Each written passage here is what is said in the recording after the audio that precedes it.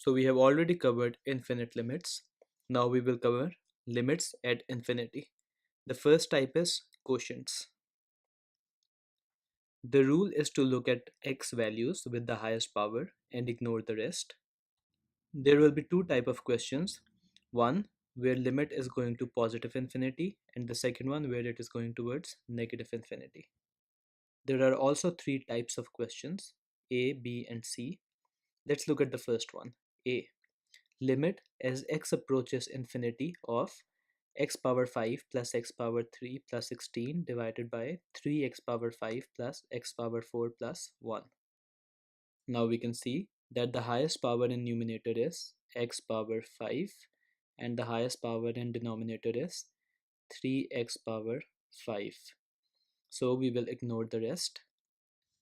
If I simplify it, we will get 1 over 3 because we can simply cancel off x power 5 and x power 5. What if the value was reaching negative infinity? The same, we'll do the same procedure. X power 5 divided by 3x power 5 is equal to, we'll again cancel off x power 5 and x power 5 and we'll be left with 1 over 3. This is the type A question where the power in the numerator and the power in the denominator are the same.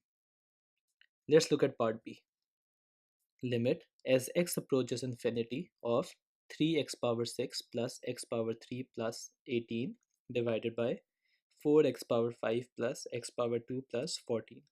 We know that we have to simply take the ones with the highest power. So in the numerator, we'll take 3x power 6 divided by 4x power 5 and we'll ignore the rest. If we simplify, we'll get 3x divided by 4. Now we know that infinity simply means a very large value. So if I substitute a very large value inside x here, so the answer would become very large, so it would reach infinity. What if it was reaching negative infinity? We'll have the same approach. We'll have 3x power 6 divided by 4x power 5, where we'll simplify, we'll have 3x over 4. And if I substitute a very large negative number inside x, we will get a very large negative number. So it will approach negative infinity. This is the type 2 question where the numerator has a bigger power than the denominator. Let's look at part C. Limit as x approaches infinity of 4x power 4 plus something divided by 3x power 5 minus something. So we will take the values with the highest powers, x power 4 divided by 3x power 5. If we simplify, we will get 4 divided by 3x. Now if I substitute a very large positive number here, so anything 4 divided by 3 into something very large, the answer would become 0.00000 something 4. Now if I take another value which is even greater than this, I plug in 4 divided by 3 into 10000000000. As it is becoming greater and greater, the answer would reach even 0.0000004. So you can see that as x is approaching bigger and bigger values, our answer is simply reaching 0. So we'll have 0 over here. What if it was reaching negative infinity? We'll have the same thing. We'll have eventually we'll have 4 divided by 3x.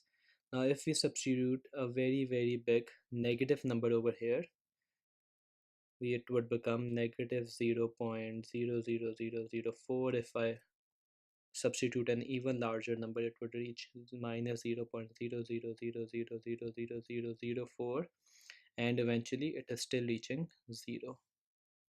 This is the third type of question where power in the denominator is greater than power in the numerator.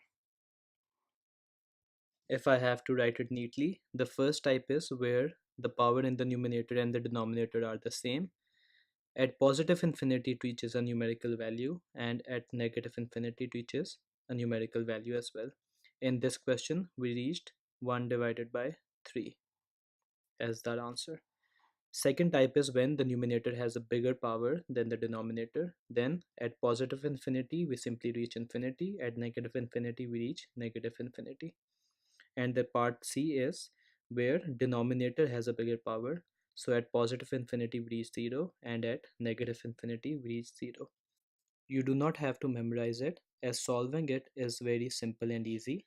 I only wrote it to give you a perspective.